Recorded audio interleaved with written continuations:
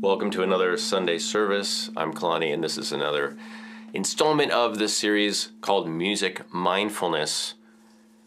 What can music teach us and inform a mindfulness practice, and vice versa?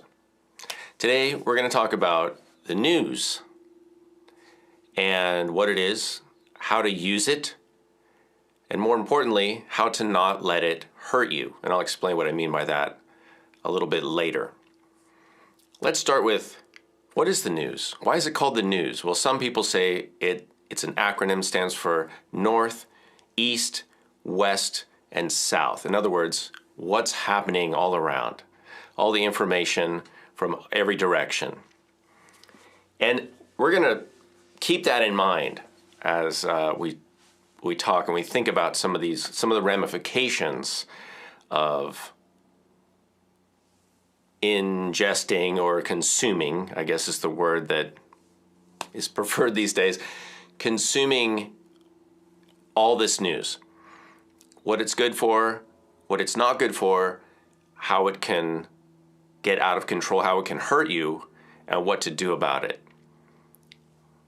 And we'll have a little bit of music along the way. So a while back, I was listening to an interview with an author, and the interviewer asked the author about her books and her stories, and she asked the author, are the stories in your books true? And the author said, well, every story is a true story. I'm not sure if she really answered the question, but she made a good point in as much as any story is true for itself as a story, right? But as we all know from our lives with, especially with social media, not every story is about true events, or not every story is validated or is valid in terms of facts. It's a big topic, but just let's keep that in mind as we talk about the news. So the news is stories, basically, right? Most of the news is people or, businesses, institutions, or individuals, authors, reporters, different people telling you stories, sharing stories with you. It's a news story. So right off the bat, we just have to keep that in mind, that anything anybody tells you could be, it's a true story in as much as it's a story, but is it valid? Is it actually factual? And more importantly, and we're going to get into this a little bit in this talk, is it relevant to you? And is it useful? And or is it harmful? Should every story be something that is good for you to be consuming? Do you want to put that inside of you, your consciousness, your awareness, and how do you determine that? How are you responsible? How are you a responsible consumer of news, right? And people have talked about this. This is not a new idea. Dr. Andrew Weil had a series where he was talking about the idea of taking a news vacation, just take a break from the news, because we're empathetic creatures, and we're really designed to respond to things that happen in our environments in certain ways that are beyond our control. You need to know that. You need to understand that when you see something, you hear a story about suffering or about danger, that you will have responses to that. And that's where this idea of managing it, managing the information, the sources of what we consume, managing those things is important. We don't necessarily have the luxury of just exposing ourselves to all the news from all around the world. So just humor me for a second. I want to go back in time, if you will. I'll tell you a story. It's completely made up, but it's to illustrate a point. And that is that for millions of years, millennia, we humans developed in a way that where we would hear about things, but pretty local. It was always pretty local. The amount of actual death and suffering we would be exposed to on a daily basis, probably not that much. If you think about it, imagine you have a house or home, whatever, the dwelling, in an area, a little village. What are you gonna actually be exposed to on a daily basis? Maybe your neighbor comes by, tells you, oh, over there something happened, and maybe you see something once in a while. Somebody has an argument, a fight, or maybe there's even death, a few times a year. But certainly not that much actual suffering or damage or things that you really need to be, concerned about. Most of the time, everything's fine. And that's normal. Imagine your neighbor comes up to your window, or you open your door and there they are, and they say, oh, they tell you a story. This is what's happening. Okay, thank you. That happens maybe once a day, not even once a day, maybe. And now, fast forward to where we have a virtual window, either via our television or computer screen or smartphone screen, whatever that screen is, that's the window. That's the new window that replaced your actual window where people would come by, real people that you know from where you live, giving you information about where you live and things that are relevant to you, right? Things you can act on that are useful. That window has been replaced by the virtual window to the entire world. You know this. We all know this. What's the danger?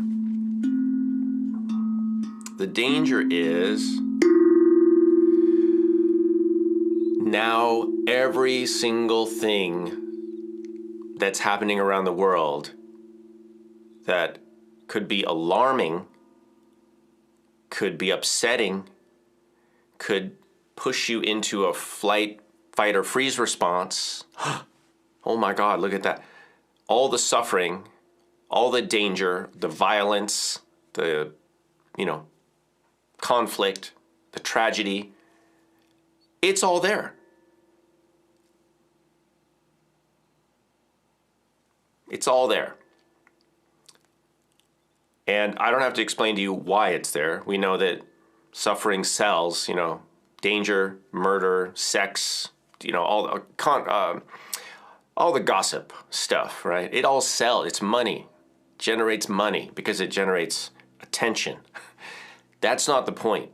The point is that good for you to expose yourself to? And I would argue that it's not, for a couple reasons. One is that it upsets you. You see things, and it doesn't really matter if you see it on a screen or if you look out your window and you see it happening in your front yard, you're still seeing the same images.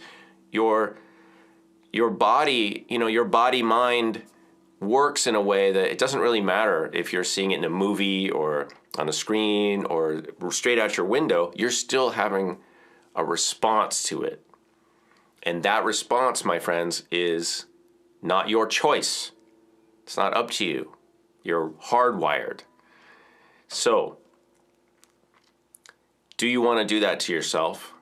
Especially, And this is the second point, especially when there's really not much you can do about most of that stuff. Most of it's already happened. A lot of it is not anywhere near where you are, and a lot of it is really out of your control. Well, some of it might be. If you want to contribute to a disaster relief fund, fine. If you want to actually do something, go somewhere and help people, fine. Get on a plane, drive your car, whatever you can do, walk, go help people that you see in the news, fine, that's great.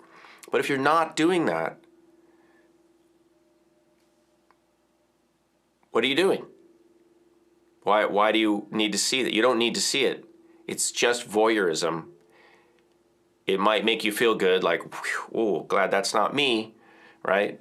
Or whatever the response is, but it's just not relevant to your life, and there's not much you can do, even though you might want to do things to help people. It's not feasible. So you're taking on, this burden from the news. The news is hurting you in a way. If you're absorbing a lot of suffering, and we know that if you watch network news or, not all news is the same either, of course. You have to choose. That's why you have to choose. You have to make good choices. It's all there. It's like a buffet. You can walk up, it's all on the table. It's all there. The question is, which news are you going to consume? That's the question. It's not that it's on there that's the problem. It's what are you consuming? That's the issue, right? It's about your choice. So my recommendation is that you make a choice based on how you want to feel, what you can actually do things, what you can actually do with the information. If you can't really do anything with that information, let it go. You don't need the extra anxiety or fight or flight response. You don't want to have that cortisol or epinephrine, stress hormones going into your bloodstream.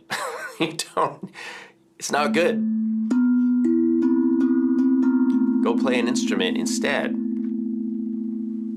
Do anything. Go for a walk, be outside, talk to some people, make music, practice, play an instrument. That's what I like to do.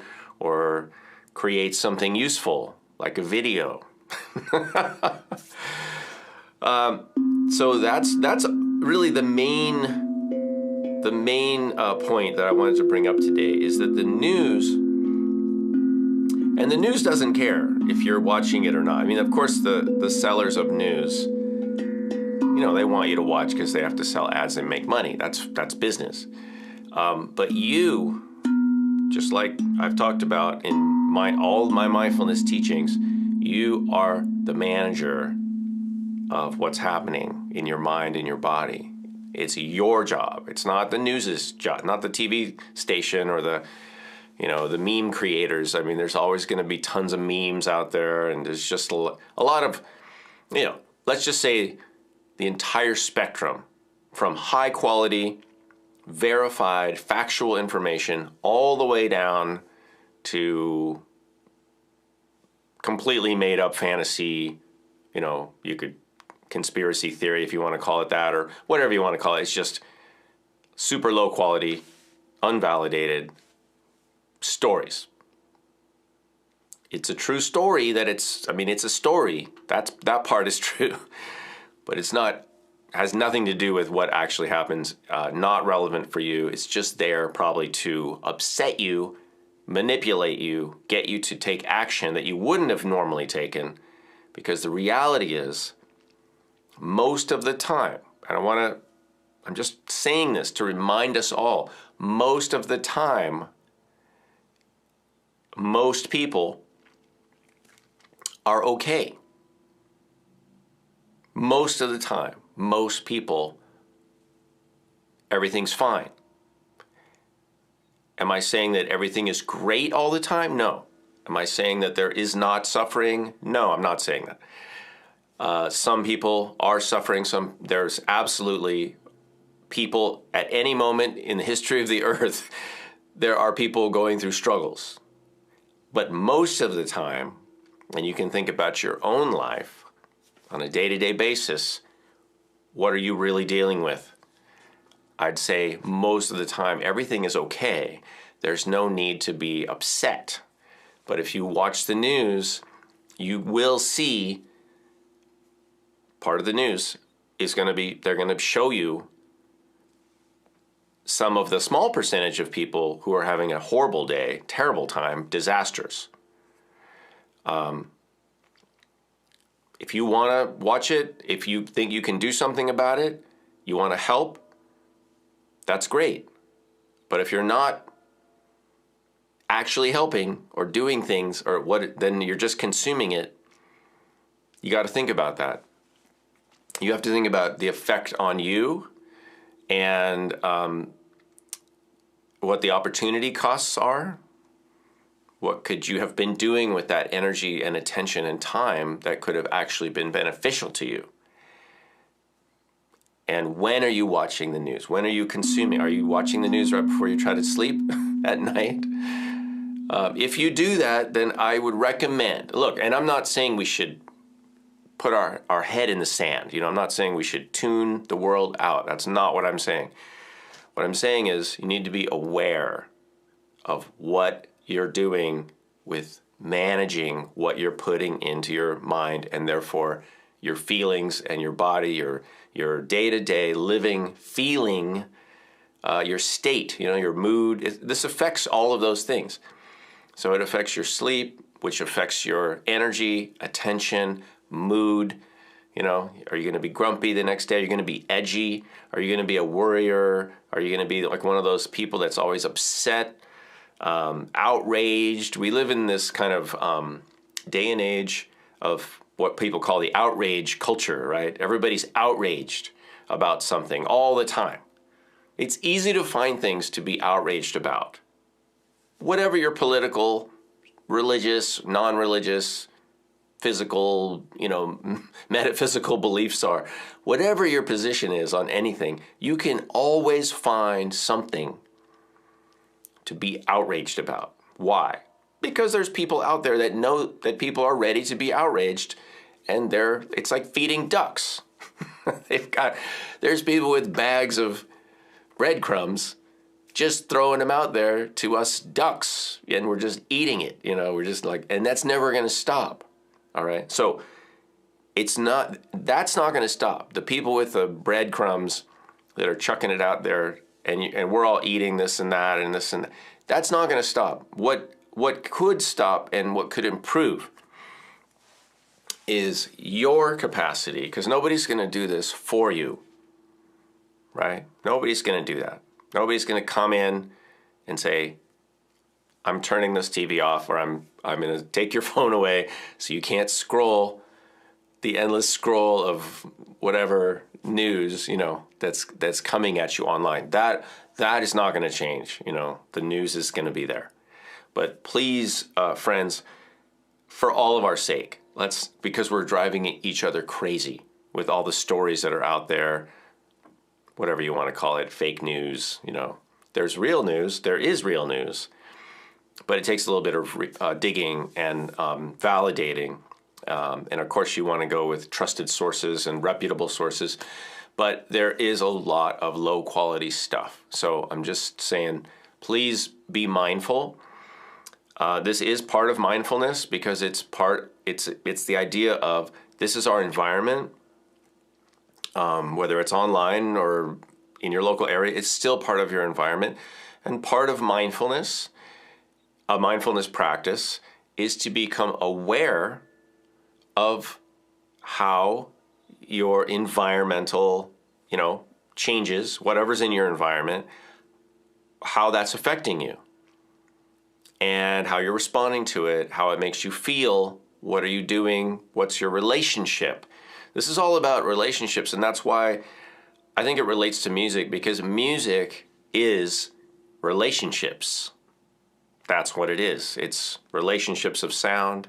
It's relationships of from us to the sound, from people to other people, my music to somebody else's music. It's all relationships. Like, there's this relationship.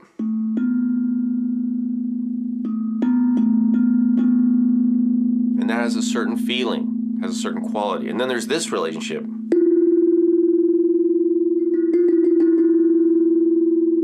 That has another feeling. And then there's different,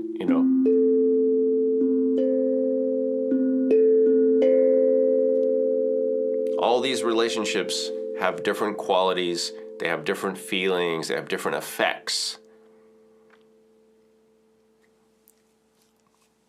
Just like the news has different feelings, different qualities, and different effects on you. So just be aware. Be aware and then manage it.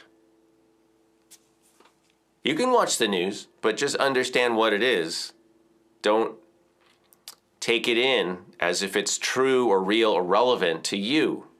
You can watch it. I recommend maybe not watching a lot, but if you want to watch it. Don't get drawn in. Don't let it dominate you. Put it in perspective. Know what it is. Don't let it negatively impact you. It's difficult because we're automatically wired. Most people, not every single person, but most people are wired for empathy, which is a good thing. It's what helps us help each other. It's what prompts a hero to take action. It's what prompts strangers to help each other. Empathy. Love, really. So that's there, that's good.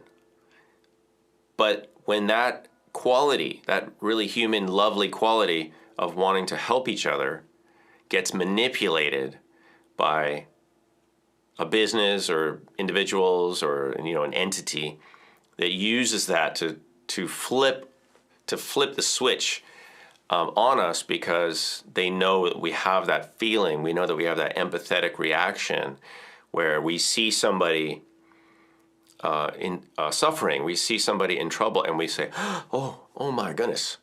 And we take on the feeling, we take on some of that feeling of maybe fear or dread or anger or whatever it is.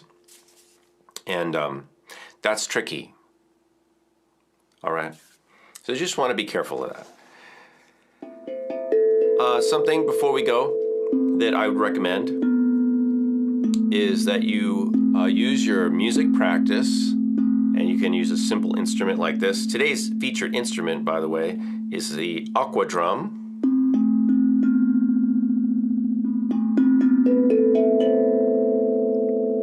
They're not paying me to say this at all. I'm just saying it's a tank drum, which I've featured a lot of on the channel. But even in, something like this, very easy to play, and it can be very soothing. So what my recommendation is to use music making, active music making, and I would encourage you to improvise. Improvise, meaning no plan, no music reading, no recreating melodies. You don't have to worry about that. You could do that another time. What I'm talking about is before you go to bed, or maybe when you wake up, or you want to take a break. This is about release, freedom, clearing your palate. Improvise some music on an instrument, any instrument, or no instrument. Just hum, sing, play on the tabletop or whatever. Find something that you could create some moments for you with a nice feeling, and listen to the music you're creating and be curious and appreciate the sounds and appreciate the craftsmanship of the instrument. If it's a produced instrument that has a nice sound like this one, be grateful. Come from that place of gratitude, even for having the time and the space to play some music for yourself. That's a luxury a lot of people don't have. It's also a really valuable practice that a lot of people do take time to do, to create some music, because it's important, because music making is a very human and exclusively human activity and experience and art form. So I would encourage all of you to play music and also to experience the relationships, the feelings, and the lessons that you can derive when you enter into that music experience. There's a lot of lessons in music making. That's why music mindfulness exists, because music making and mindfulness are like cousins. Very similar in a lot of ways. This series is about helping you make those connections and see, oh yes, you know, musicians listen, they create, they're flexible. That sounds a lot like mindfulness. They create music. You know, music is about beauty, appreciation. In a lot of ways, when we improvise music, you know, we're moving into a non-judgmental state, which is also a value of mindfulness practice, as I understand it. Lots of similarities between music making and mindfulness. So you can practice music and you can benefit similarly as if you were practicing mindfulness, but you get an added benefit of creating music and experiencing the beauty that music brings to your world, to your life. And music making can also replace some of that time where you might be just consuming news kind of unconsciously, you know, because there's nothing else happening, right? A lot of people don't like to be still or, quote, say they're doing nothing, like I'm not doing anything, you know. Actually, you're always doing something. But if you feel fidgety or antsy, or you want to do something, you want to have something happening rather than just, you know, scrolling across your screen, consider taking a music vacation. You don't have to just stop watching the news. You can start creating with the muse and amuse yourself. Okay, so that would be my recommendation to you all. That's one of the goals of, well, World Drum Club, but actually everything that I do is to encourage people to take up music making, whether that's percussion, drumming, native flute, ukulele, singing, whatever it is, and engage in that as a wellness practice, health, wellness, lifestyle, feeling practice, so you can feel more how you want to feel, and you can do better. You can sleep more soundly. You can be more relaxed. You can feel better throughout your day. Create some beauty. Share this with others. Share the beauty of music with others. It's very important to have some social connection and network. And we know this as evidenced by how many people enjoy being part of a music-based club or activity. That could be everything from dancing to music making to singing, community choirs, ukulele clubs, drumming circles, drumming lessons, classes, dance classes. All of that is supportive, it's nurturing, it's fun, it's interesting, and it's something that you can do throughout your life, right up until the end. So let's get started. All right. I want to thank you for joining me today for another Sunday service. I really appreciate you stopping by. In the future, I will do more to try to address your comments on the side. I know some people are writing comments. I'm sorry I'm not able to read them and respond to them right now. I've got an instrument in front of me.